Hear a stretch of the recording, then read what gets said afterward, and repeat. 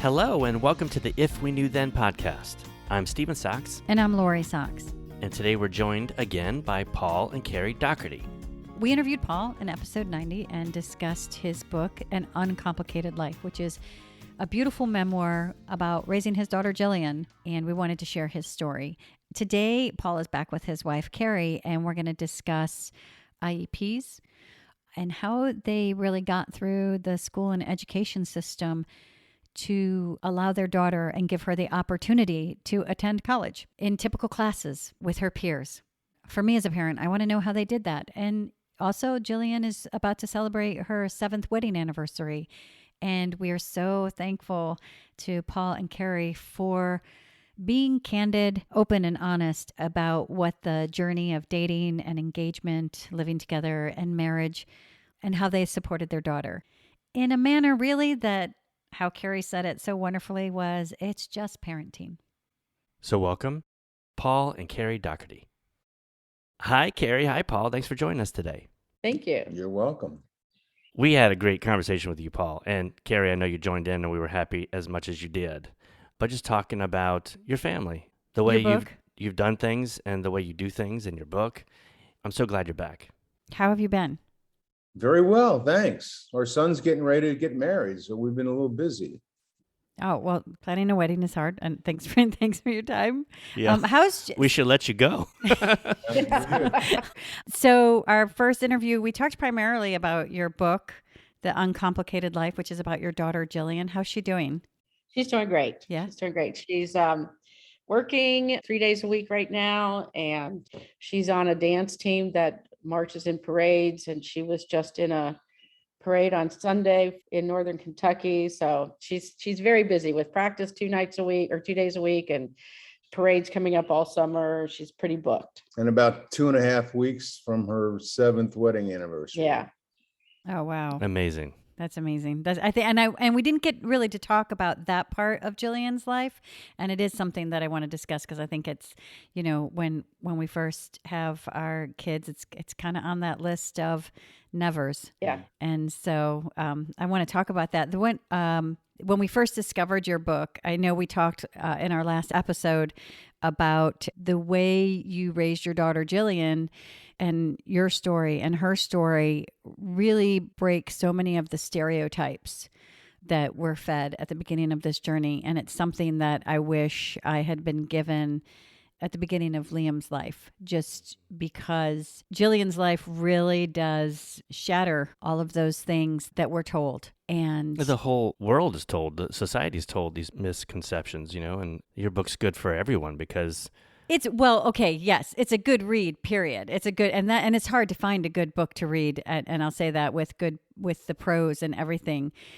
Just as far as in this community though, I just feel like it's such a beautiful tool, like one of those stories that remind you of what's possible. Because sometimes we can either believe what people tell us, or it can feel daunting, or, we get tired and start to doubt even what we believe for our children. And it's nice to have a book to say, hey, okay, yeah, it's like food for the soul, a nice light to guide. When we ended the last interview, there were a few things that we wanted to talk about that we didn't get to talk about. And one was getting your daughter through college, because that's what you did. Your daughter, Jillian, went to college. And, again, that's something. And Paul, we discussed when we first talked about college that the system isn't necessarily set up for support and for those achievements. It's set up more to gear us towards not having that experience. I could talk a little bit about how it even came up. When she was a junior in high school, I went to a conference about going to college with kids with disabilities. And I was like, okay, this is great. There's going to be a lot of representation there. I'm going to figure out what I want for her. And I went, and the speakers are all showcasing their particular colleges. And they were all talking about group home type living, taking classes on how to make your bed and how to cook a dinner, having activities for the kids with disabilities, and it was all segregated. I was like, no, what I wanted is for her to go and take real classes, just like she did all through high school. She took all regular ed classes. She might have an aide there, or, somebody to help her study, or a tutor for before she took tests. And I thought that would just continue. I think part of our success with Jillian is how naive we were. It didn't occur to me that she wouldn't be going to college like everybody else. I just wanted to know what sort of aid she would have, what kind of help she would have when she takes classes, and how do I get her signed up for college with her transcript, So that was eye-opening to me. And at the lunch break, we were sitting at big tables, my friend Ryan's mom that went with me, and we were sitting there, and I was saying, there were probably 10 people sitting at the table, and I was just saying I was disappointed because I'm looking for Jillian to have a true college experience with true college classes. And this lady was sitting there, and she said, well, that's why I'm here, because she was the head of special education department at Northern Kentucky University.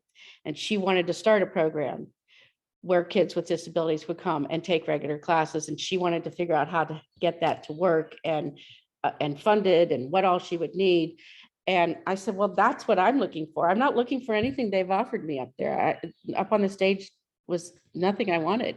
So it just so happened there was, I think, Northern Kentucky and maybe one other college in the country that was thinking of taking kids with intellectual disabilities and having them take regular classes at college.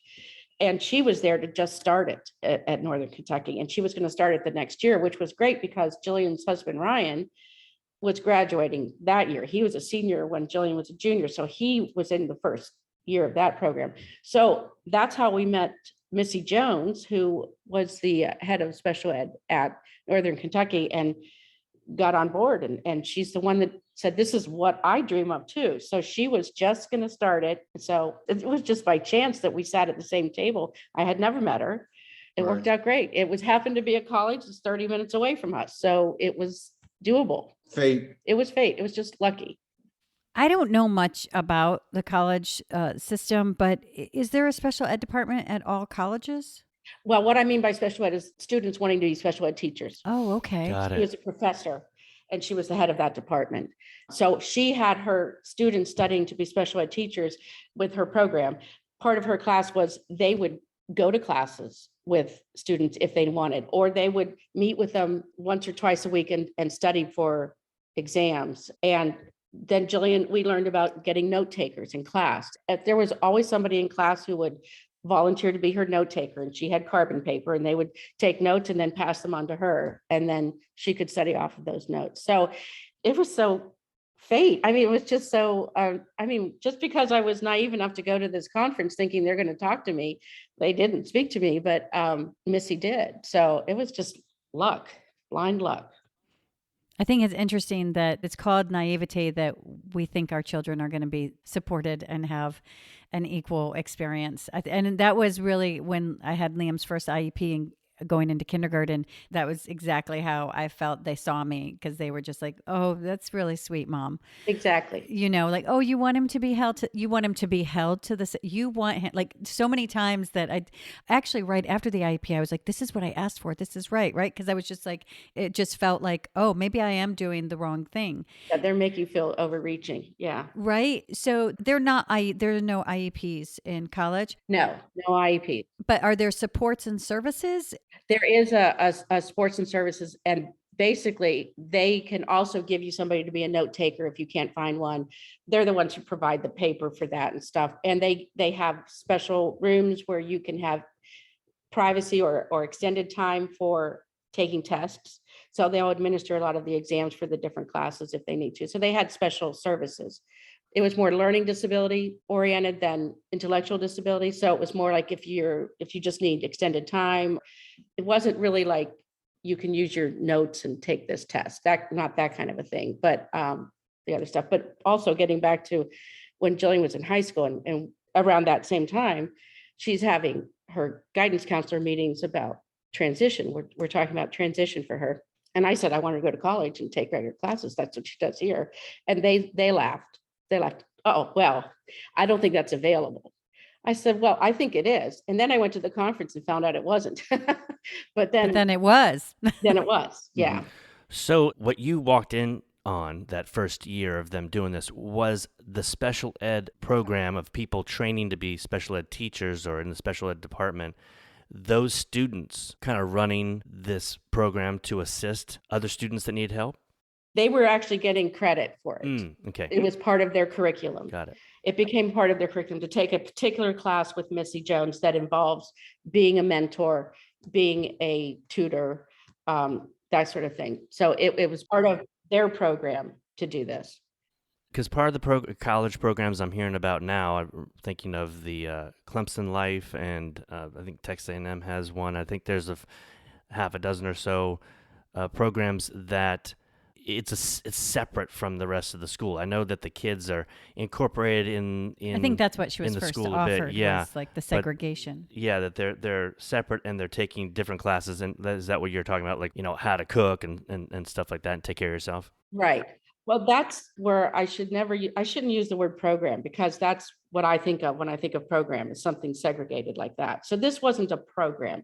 Jillian selected whatever classes she wanted to take. And at that time, and I can't speak to what it is today, but at that time, she could take 36 credit hours before you have to declare a major. And if you declare a major, you have to be accepted with your transcripts into the college to be matriculated. So we never did. She did 36 credit hours is what she did. She did 4 years, and we split it up into 4 years to do 36 credit hours. So she could take anything she wanted. It was not a program. I shouldn't use that word, but she took history and she took English, but she also took theater and she took dance. And she usually took a higher level academic class and then maybe a fun class. Right. She took golf class, but she loved the history class. She took a couple of those. She took some English classes. She also took some special ed classes, as in kids wanting to be teachers in special ed. She took some of those too.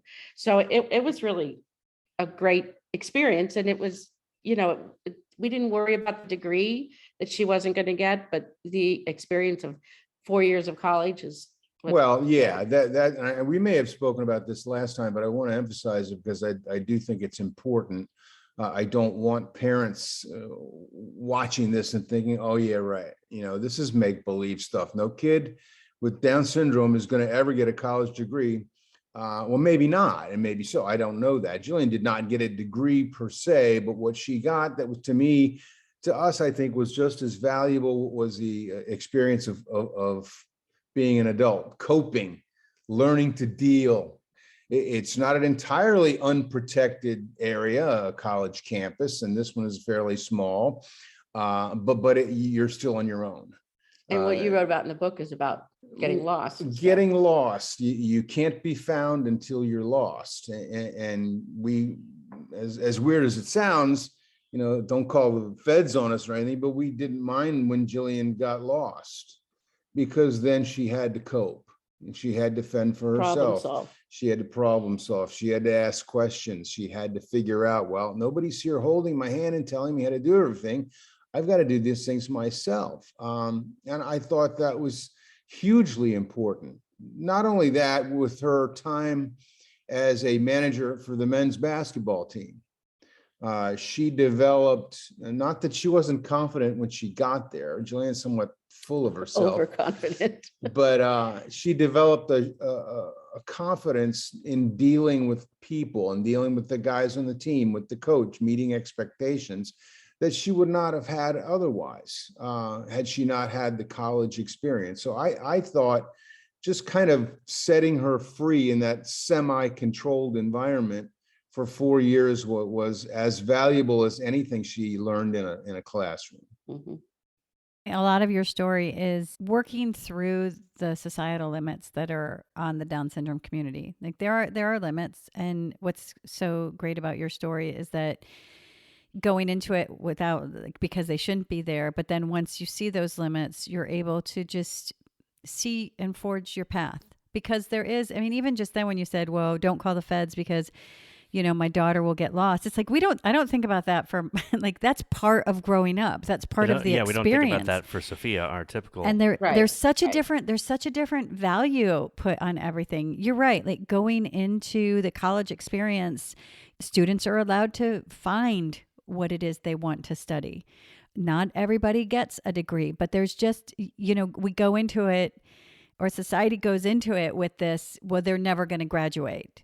So how can they, if that's what's been placed there? It's like, and I mean, that's a school institution saying that. And that's what I like, that you guys just, all right, fine. And then you move forward. And I think that's really so important about this journey, is that those words don't kind of stick and you move forward. And also, very often, the college degree part of going to college doesn't really pertain to the outside world. It's the experience of the life of college, being on a campus and all that encompasses college life. And I'm assuming she enjoyed college life.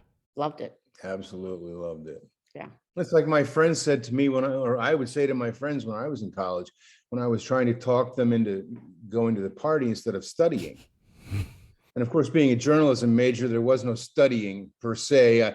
It was more about actually doing. But anyway, I'd say to them, what are you going to remember 20 years from now? Studying for this accounting exam or going to the fraternity house tonight? It's 4 years of your life. Because you watch too much Animal House. Well, I mean, I had a great college career, but I wouldn't count the education, the book learning as the top, on the list in terms of what I learned and how I grew as an individual. How did Jillian like attending the classes where they're teaching people how to teach special ed? She just took it on as another class. I'm not even sure if she put that together, to tell you the truth, that's what they were learning how to do. But because she's always referred to other people, this is my friend Sarah, she has Down syndrome. Well, geez, do you know anybody else with Down syndrome?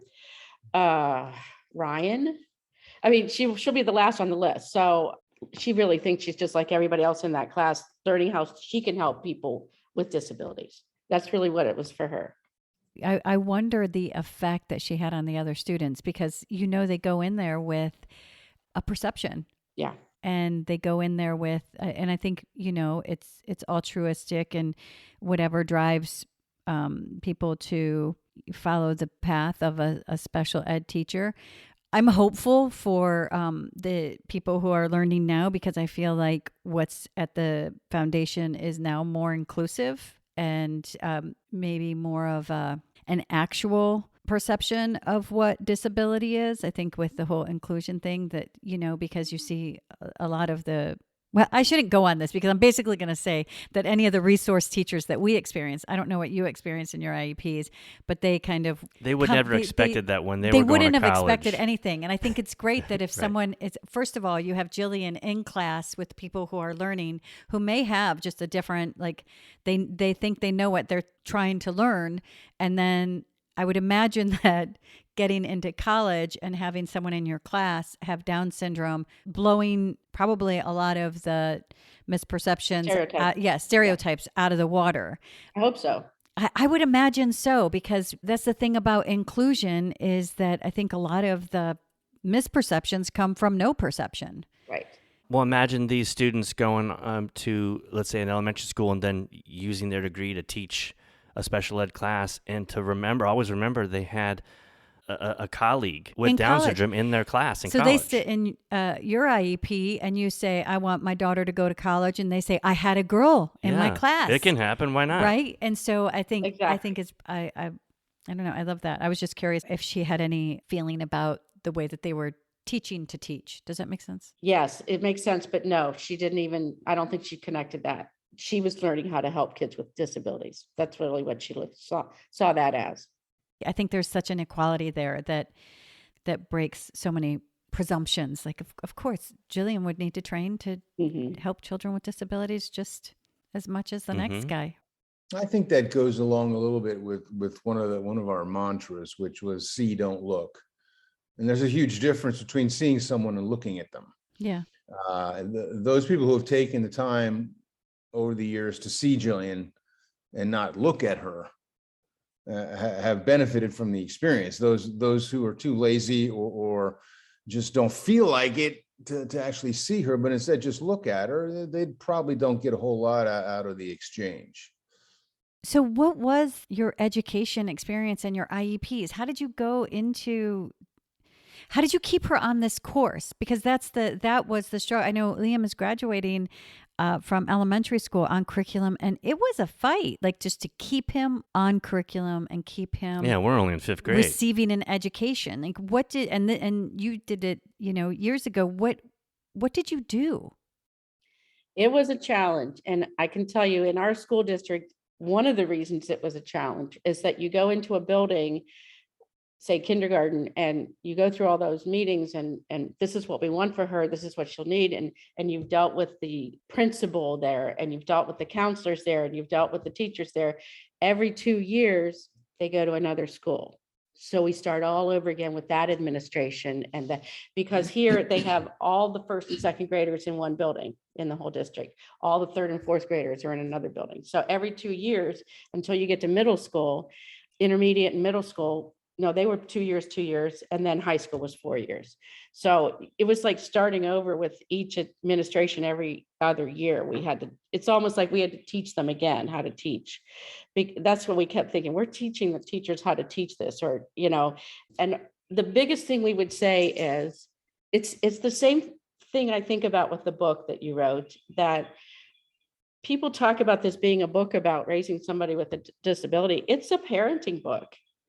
We did the same things with our son that we did with Jillian. It's just that we had to do different things. We were still parenting and getting the school on board for a lot of things, but it's different. We didn't have to go through IEPs with our son, but it's just parenting. And being a teacher myself, I would sit in the IEP meetings and say, you're just teaching. So you have someone sitting in your room that's a visual learner, somebody else who is a hands-on learner, somebody who wants to read everything and take notes. You have so many different learning styles in your classroom. This is just another one.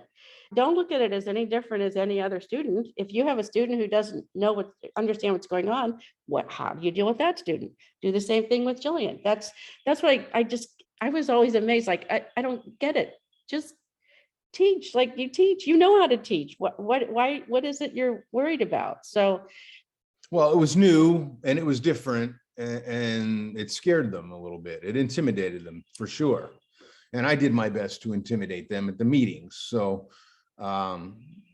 they were learning as they went, I think. And you can say now that, Jillian was the first to go to college, but she wasn't the last. And the next time somebody else went to college, the school was very quick to trumpet, look, we thought that we could get a kid to college, and lo and behold, we did. Well, you did, but only because somebody before you opened your eyes to the possibility. I hope now that because of what we tried to do, that the path is a little bit easier, only because the perceptions hopefully have changed.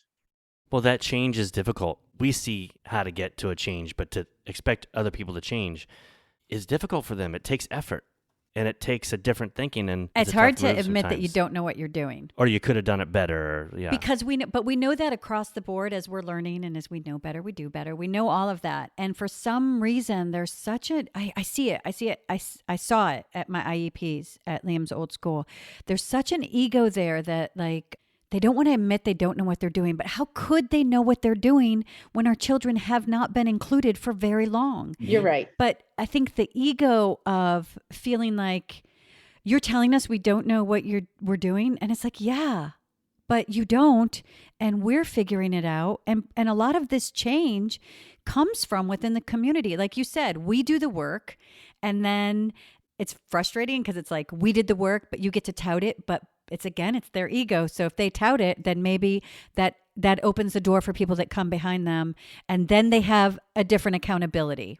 Yeah. And there is the matter of the law. We can talk about all this other stuff, but the law is the law. Yeah. And the law needs to be followed, and we're here to make sure you follow it. But didn't you find that they very blatantly broke the law? Yes. I mean, I don't think there's much regard for that law. Like, I don't feel see like the there's no punishment for them. consequence Yeah. for breaking the law, violating a civil right. Due process Well, affects them. here comes in Jillian's mother-in-law, who is an advocate, a special needs advocate. And so she came in when Jillian was in high school and attended our meetings when we weren't getting what we wanted.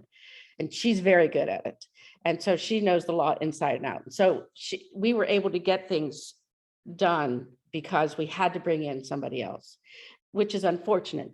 But why I try to also tell the teachers, like I would talk to them behind the scenes, and there are things that you have available to you, the school needs to provide if we ask for it, that will make this easier for you. If there's something you're not feeling comfortable about, you think you need another person in the room with you to help out, as long as they're also helping everybody else in the room, not just sitting with Jillian, helping everybody in the room. There's a lot of other kids that fall through the cracks, so we were like, you tell us some of the things that you might need. We're going to talk to our advocate. She's going to make the school get it for you because it's the law. And if there's something that she needs support with, then they have to provide that. And so it was sort of like having the advocate was helping us, but in some ways I wanted the teachers to understand they're here to help you too, because schools have budget restrictions, they have staffing restrictions, they have all that. They don't want to have certain things on their grade report numbers. So that's why Ellen's here as well, so that she can help you get what you need, but we need to know where you think you need the most help. Well, and we may have been the first with this issue. We wouldn't be the last. Yeah. So you might as well get used to it. You might as well do what you're supposed to do. And frankly, in most of these cases, it's simply the notion that it is easier to provide the service than to pay for the lawyers. So do you want to provide the service and make yourselves look good and in the process benefit a child who wants only to learn and to do well? Or do you want to go to court? I would think that that's a pretty easy answer to come up with. What a good combo you guys are. I was just thinking that you guys have that like good cop, bad cop combo. Like I was just going to say, you say that's so mean. I was going to say brains and brawn, but I don't want to take anything because Kerry is super strong and Paul's smart too. But it so is it's like because it's both. You need both sides. I think that's been part of my challenge with this, like that tough, the words that you're using. I never enjoyed it, and I always felt it just really made me feel like, shouldn't I just be able to use these words and the logic and the law? Like, shouldn't I just be able to remind you that you're teaching and that there's equality in the schools, and this was fought for in the 1970s and then reiterated in the 90s with IDEA? Can't we get past this conversation that we have every year? And there's like a small percentage that would be like, this is what we already have for this, and this is what we're going to do. And there was a large percentage that then I had to turn to and say, you're violating someone's civil right. This is due process. This is breaking up. And then I had to pull out the hard legalese. And I think that is maybe sometimes what's challenging for parents, because we don't want to be, I hear this all the time, I don't want to be the squeaky wheel. I don't want to be confrontational or they're not going to like me or whatever it is. And that makes it really hard. But I think that's kind of the game that sometimes they play. And I think it's great that we always talk about, like, if you can have an advocate and a lawyer. We actually hired a lawyer for 7 out of 8 of our IEPs at that school. And the one that we didn't was just really that one horrible. Went down the tubes. Oh, yeah. But no, it is the law. And you would think, Paul, yes, that it's cheaper, but I think that they rely sometimes that parents just don't have that energy to do it. Yeah, they'll quit. I have hope that there's change. There's constant change. I can say that for Liam's new school. Good. It's really great. Good. And it's an inclusive, public school, but this is as if parents like us got together and said, what do we want? And then built this school. Oh, that's and great. It kind of happened that way, but I want to see this model really grow because it's great for everybody. Yeah. It's an inclusion model. It's great for typical kids, atypical kids. It's neurotypical. We're all just learning from each society. So you went through and you just pushed. And it sounds like you connected with, this is a team and this is what we're supposed to do, Kerry, and you, Paul, reminded them, we're a team, this is what we're supposed to do, but it's also what you have to do because it's the law.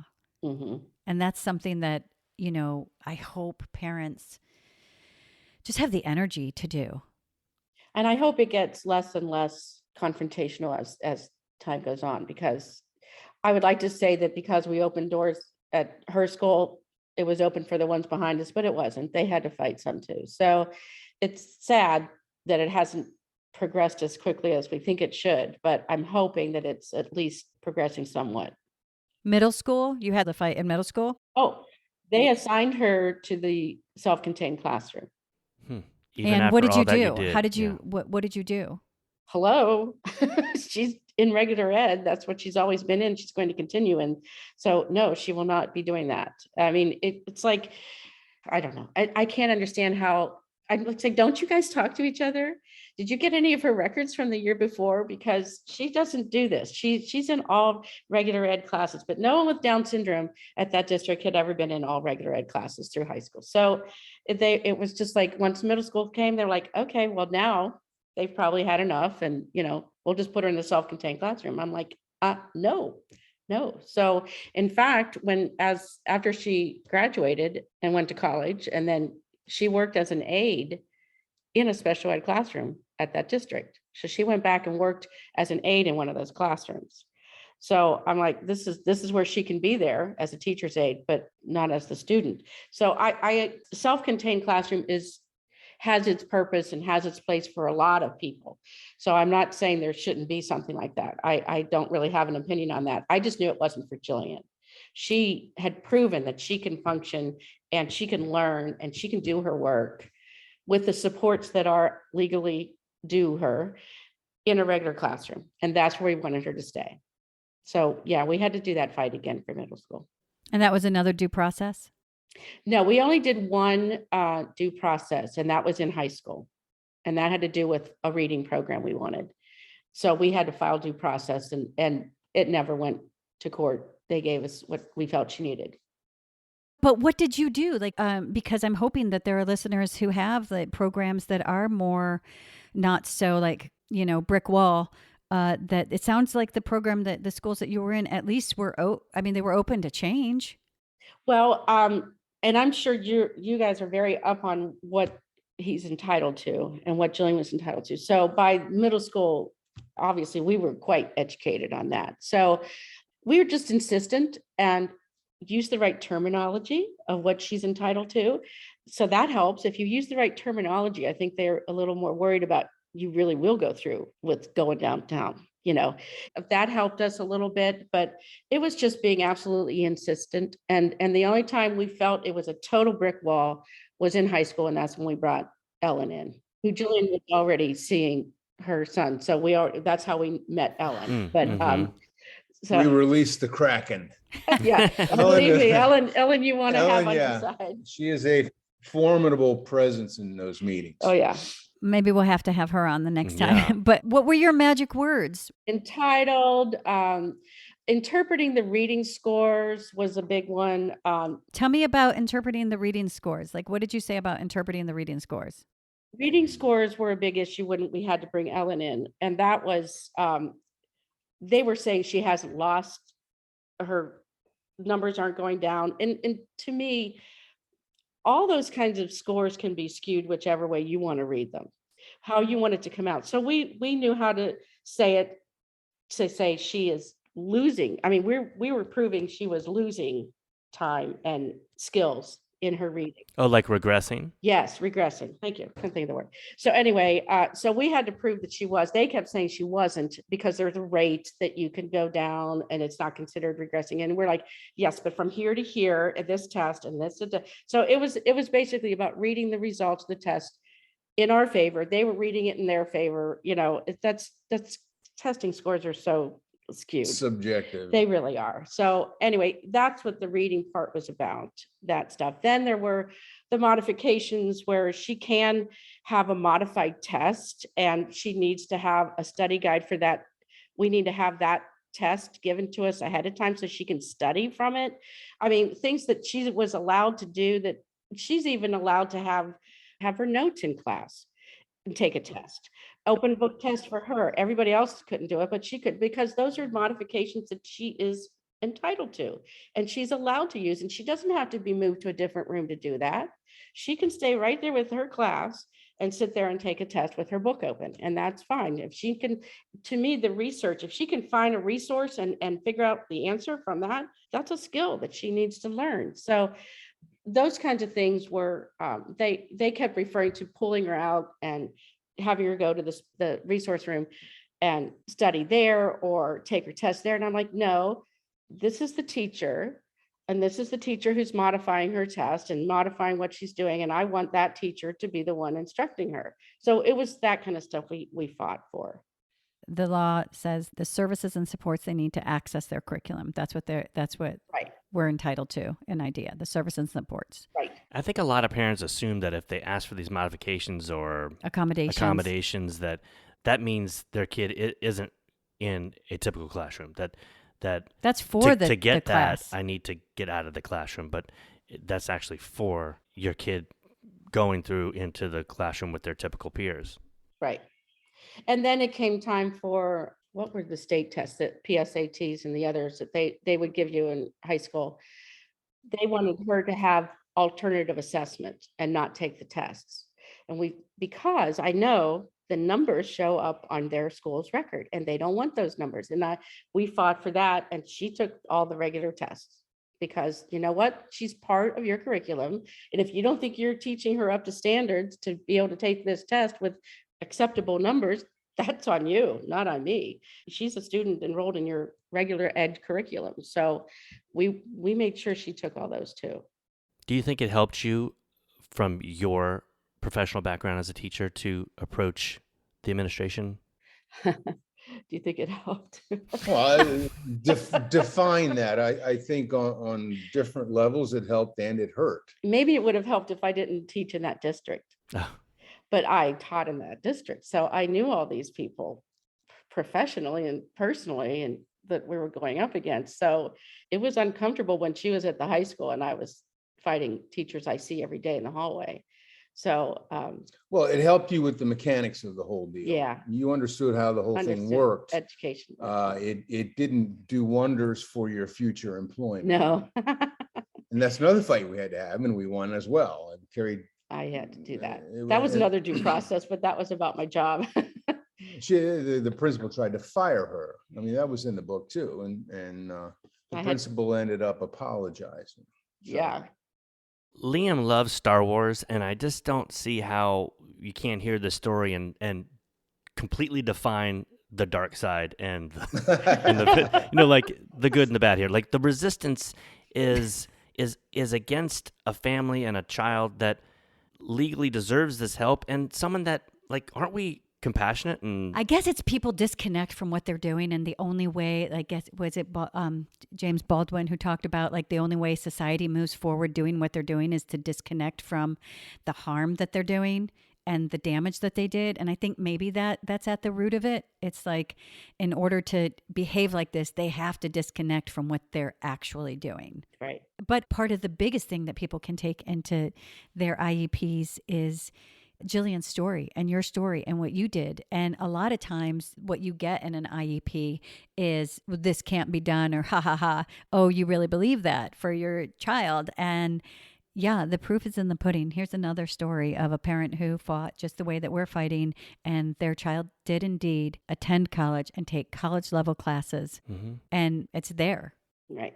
And another thing that I would tell parents when they're going to an IEP meeting, like somebody will say, Jillian didn't really have behavior problems, but some kids have behavior problems. They'll say, well, they tell me at the IEP meeting that he did this or he did that. And she says, then I don't know what to do. And I said, that's where you say, and how are you handling that? You teacher, how are you handling that? Because why are you telling me? Did you call that other parent when somebody fell asleep on the desk? No. How are you handling it? This is your class, your student. You tell me how you're going to handle that. Instead of me coming up with the solution, why aren't they coming up with the solution?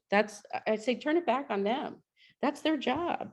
Very often there's more pressure really put on our kids than other kids. I've said it so many times that, like, they go, oh, it's so nice to have, Liam in a typical class because he can model from his peers. And I go, there's tons of reasons not to model off of a typical fifth grader. Yeah. There's tons of stuff that fifth graders do. Yeah. And they actually won't get called out for it as hard as Liam would be. Right.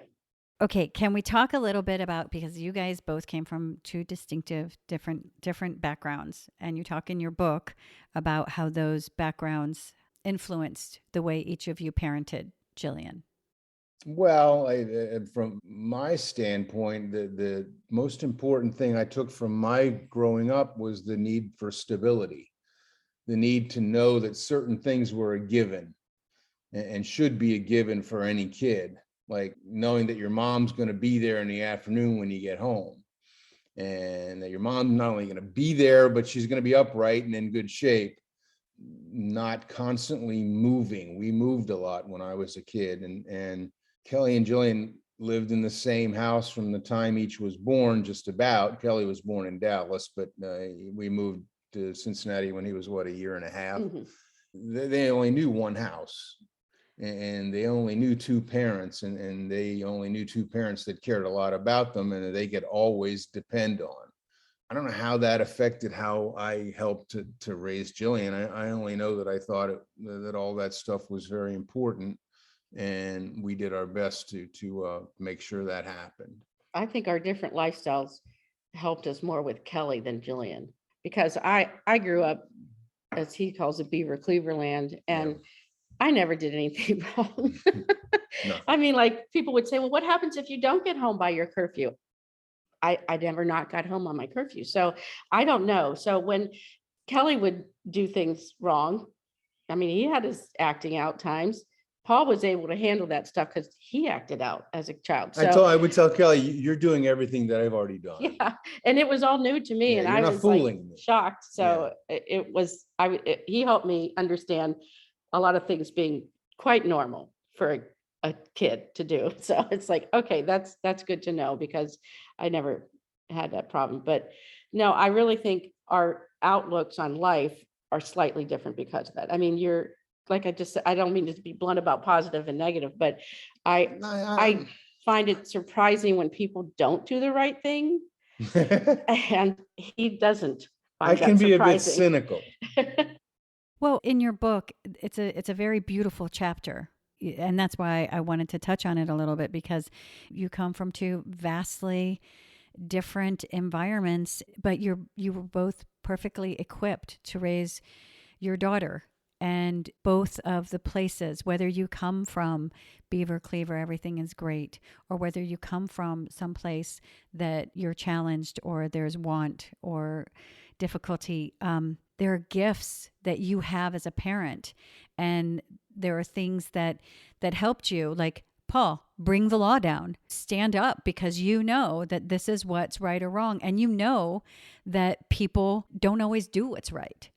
And Kerry, you expect, of course, my daughter's going to college, and I think for our listeners, that was one of the chapters that the honesty in your book about your life and about your feelings and emotions and how you raised your daughter. I think that's really what struck me the most. Oh, that's good. Thank you. Yeah.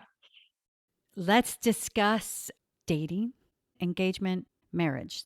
That is a huge thing that parents are told that is not to expect, which is silly, because if they handed me Sophia and said, don't expect her to marry, it would be like, what? But or that's her choice. Yeah, but that's her choice. But honestly, dating, how did you, the feelings, the thought, how did that go? Dating, engagement, marriage. Do you want to talk a little bit about that? It was, that sort of thing is the same as everything else. We naively assumed, well, of course Jillian will date. Of course she'll find a guy and fall in love and get married. It never occurred to us that wouldn't happen. And it did. I think Jillian is very lucky. She has her mother's personality. She's very outgoing and talks to people easily. And you might assume, by the way that I write, that's our dog, by the way. You might assume that I'm this open book. I'm not. I don't make friends easily. The friends I make are long lasting. I don't like talking a lot. You can tell it's good that Kerry likes to talk more than I do, because I don't like to talk.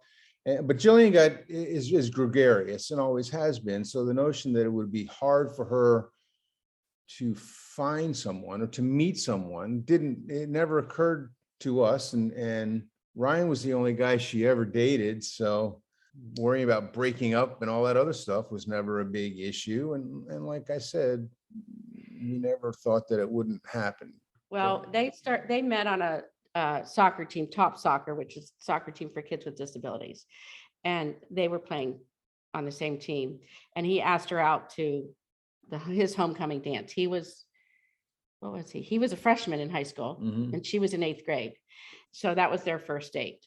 And I think the process of them falling in love and wanting to be together, we try to always, well, first of all, we were in sync with his parents. So we became very good friends with, best friends with his parents. And I think having all the parents on the same wavelength is good. We all hope for the same kind of things, but they dated for 10 years before they got married. They dated for 7 years before they lived together. And then 3 more years later, they got married. And for us, it was important to let them set the pace. So at the very beginning, we would organize, because they don't drive. They'd have to, parents have to be involved for all their dates. So we would set things up, but then we didn't. We were like, let's just wait and see. If they say they want to get together, they would say they want to get together. So, okay, so we'll plan something and you guys can we'll drop you off. When they were really younger, we would go with them wherever, but like a restaurant, we'd sit over there at a different table, but then it became just drop them off and that kind of stuff, or the movies or whatever they wanted to do, or coming over to each other's house and spending time and giving them alone time as well as, all of us together time. But we kind of always wanted them to set the pace. We didn't say, hey, you want to have Ryan over? Let's have Ryan over for this. We kind of waited to hear them say they want to get together. So, and if you don't want to do something with Ryan, you're allowed to say you don't want to do something with Ryan. No, I do. I mean, so we had those conversations, and I don't know how graphic we want to get about things, but please do. Honestly, please. I think this is the part that nobody talks about. And this is like, I have a 12-year-old boy now that like it's in school, they're starting to teach about puberty. And honestly, the class that my daughter got was kind of like pretty lame too. And I think this is important for parents. Okay. And I don't think we get real conversations and real answers about this. Okay. Paul, you okay? Like, yes, please tell us the conversations. I'm just getting a drink of water. My mouth suddenly went dry. Amazing. How did you approach puberty and sex and that stuff? Like, okay. Well, like they would come to each other's houses. They could go down to the basement. We don't, whatever. You want to go down there for a while? Sure, you go down for a while. And then we never knew for sure what was going on. And I remember one night, Ellen and Dimitri came over to pick up Ryan after the date was over. So you go to the basement door and you knock it, you say, hey, it's about time to go. Come on up. And they came up and Ryan's shirt was on inside out. And so we're all in the living room. Check my messages right now. And they're just talking to us about, oh yeah, we could do this, we'll see each other, whatever the next plan is. And we're the 4 parents, we're all just like trying not to laugh because we could see his shirts on inside out. So we know something. And age wise, they were between, I'm going to say 18 to 20, somewhere in there, that age range. Because she was about 22 when they were going to move in together. And before they were going to move in together, we did some practice runs they went to a hotel for the night.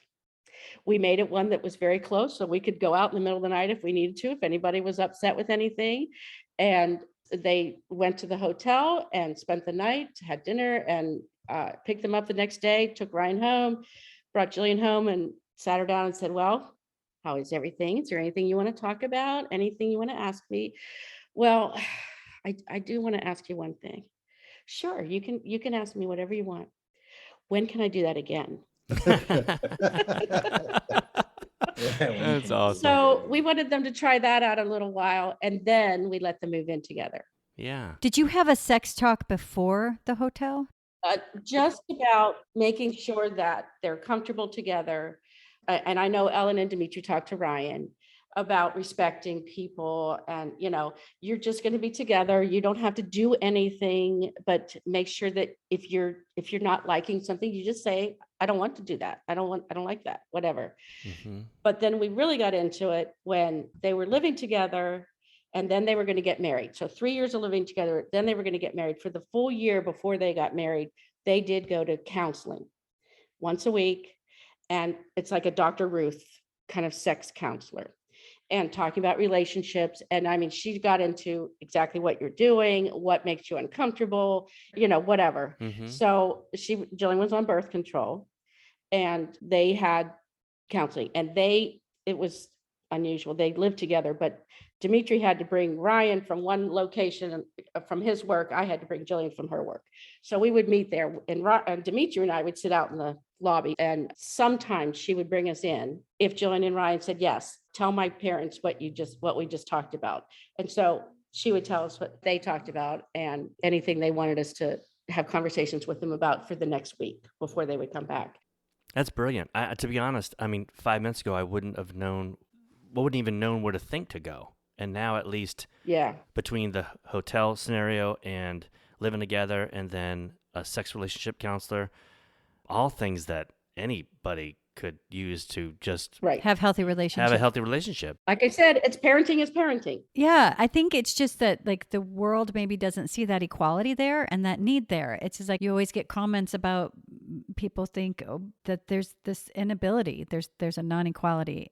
Oh, we have plenty of people who will tell us outright, oh, my son doesn't need sex. He doesn't need to fall in love with somebody. He's fine. It's like, no, I really want my children to fall in love and experience life and all of that and live independently. That's the goal you have for all your kids when they're born. The first day they're born, you start sending them out. I mean, you're planning on sending them out, living their own lives. So I'm always shocked when people say something like that. Like, yeah, they're very typical. They're more typical than you understand. No, you raise your kids to leave. And obviously that's part of leaving. Yeah. Big part. But just to experience love and, even if it wasn't love, some strong companionship they could have together, but they truly care about each other.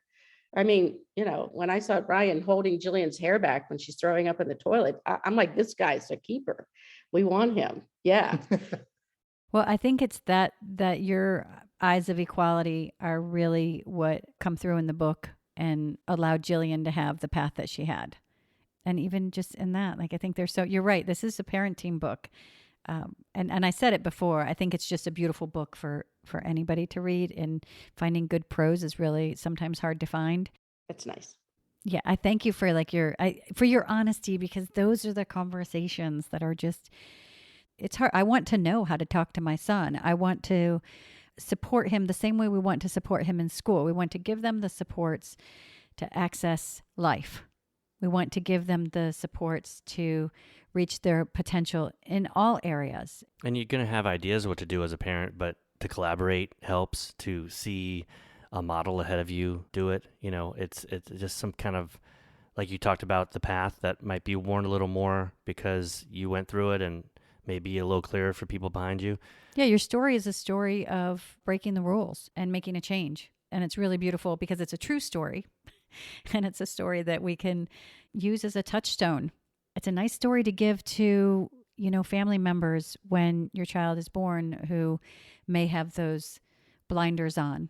It's a nice story to hand to your school for their library or for your teacher to read, to know that the only reason that they don't see things is because they didn't see it because it wasn't there, but now it's there. They hadn't experienced it yet. Yeah, they hadn't experienced it yet. Thank you. Thank you for that, Kerry. Yeah, I love your book, Paul. I really love it. Well, thank you. I wish we'd had you guys as our publicists when the book came out. It's like a guidebook. It shows you that you just forge your path, and you fight the fight, and you parent like you parent and trust every yourself. child with the same, with that same motivation to, like you said, give your children this life and let them experience it and have all the experiences and feels. Well, I hope it didn't come off at all as preachy. Yeah. We're not telling people this is how you do it. We're telling people this is how we did it. Yeah. What worked for us. Big difference. And everybody's different, and their styles are different. Their temperaments, their children that they're trying to get through this life are different. But this was just our story. Well, you said that before, that you didn't want to come off preachy. But I understand where you're coming from. That you don't want to sound like, hey, I have it all figured out. I am always asking questions, and that's really why we have this podcast, is so we can find answers that that aren't out there, and we can share those answers and those stories. And your book isn't preachy saying this is what you do, but this is what we did. And the truth is you can. And I'm going to show you that we did, in hopes that it inspires whatever anybody else's can is. Like, I don't know what my can do is. The limits are built by other people that aren't really necessary part of this journey. The breaking down the limits come from within the community. And that's what you did. And you showed that. And it is a really beautiful story. And it's not preachy at all, because you're pretty honest about how you took the news and your challenges and mistakes and the mistakes that you've made. And, and we all do that. No parent is perfect, and we're all figuring this out, and with every child. And I really think that's what your story shows is it's the same, it's equality. It's the same that you would do for any child. And the only thing that makes it different is society tells us as parents that we can't. And you did. So if you did, so can we. And that helps us heal, and that helps us grow, and that helps us make change. Well, thank you. So Yeah, thank you, guys. Thanks thank so much you for so joining much. us again. Thanks for everything that you've done. And thank you for your honesty. Thanks for having the conversation. You Thank bet. you. Thank you. Bye-bye. Bye. Please follow us on Twitter at If We Knew Then Pod, and you can drop us a line on our Facebook page at If We Knew Then Pod, or visit our website, ifweknewthen.com, to send us an email with questions and comments. And you can join our mailing list there and get alerts of future podcast episodes. All these links will be added to this episode's show notes. Thank you again, and we look forward to you joining us on the next episode of If We Knew Then.